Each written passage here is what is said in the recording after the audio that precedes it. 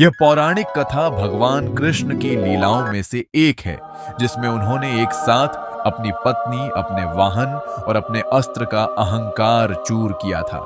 यह कहानी हमें सिखाती है कि ईश्वर के सामने मैं का कोई स्थान नहीं है। द्वारका में एक समय ऐसा आया जब भगवान कृष्ण के 3 अति प्रिय पात्रों को अपनी विशिष्टताओं पर गर्व हो गया।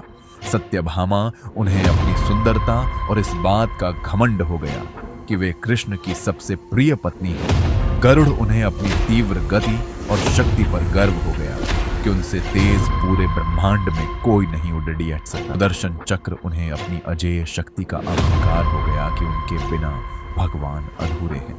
भगवान कृष्ण सब जानते थे। उन्होंने एक ऐसी लीला रची जिससे तीनों का भ्रम एक साथ टूट जाए।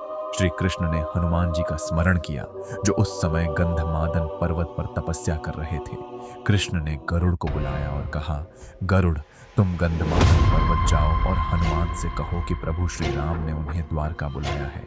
वे एक वानर हैं, शायद धीमे चलें, इसीलिए तुम उन्हें अपने साथ ले आना।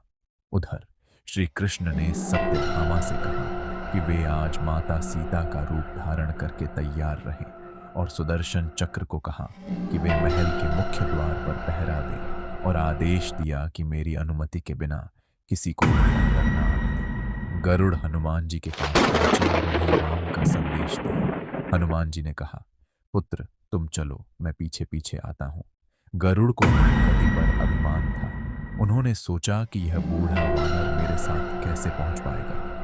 गरुड़ पूरी शक्ति से लेकिन जब वे पहुंचे तो उन्होंने देखा कि हनुमान जी पहले से ही वहां उपस्थित थे। गरुड़ की गति का गर्व चकनाचूर हो गया। जब हनुमान जी द्वारका पहुंचे तो सुदर्शन चक्र ने उनका रास्ता रोका। हनुमान जी ने विनम्रता से हटने को कहा, पर सुदर्शन नहीं माना। तब हनुमान जी ने खेल ही खेल में सुदर्शन चक्र को पकड़कर अपने मुंह में दबा लिया और सीधे महल के अंदर चले गए। सुदर्शन की शक्ति धरी की धरी रह गई। हनुमान जी जब सभा में पहुंचे तो उन्होंने कृष्ण को देखा, जो श्री राम के रूप में थे, लेकिन उनके बगल में बैठी सत्यभामा को देखकर हैरान रह गए। उन्होंने श्री कृष्ण से पूछा, प्रभु, आप तो श्री राम हैं, लेकिन आपके पास यह दासी कौन बैठी है?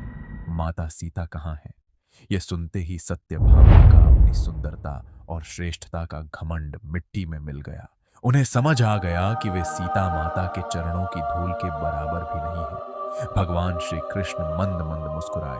उन्होंने हनुमान जी से कहा कि वे सुदर्शन को मुंह से बाहर निकाल दें।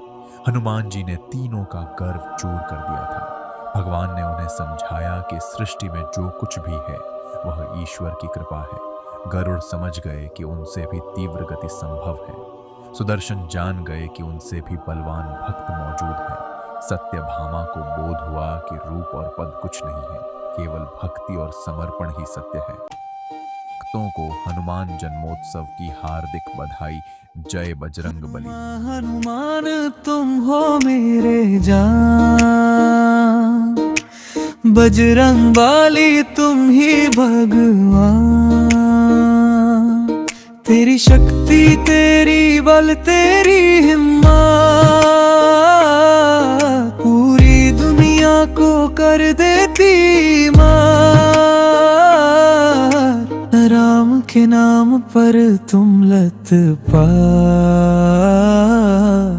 जय जय जय बजरंग बली, जय जय जय पवन के नंदन।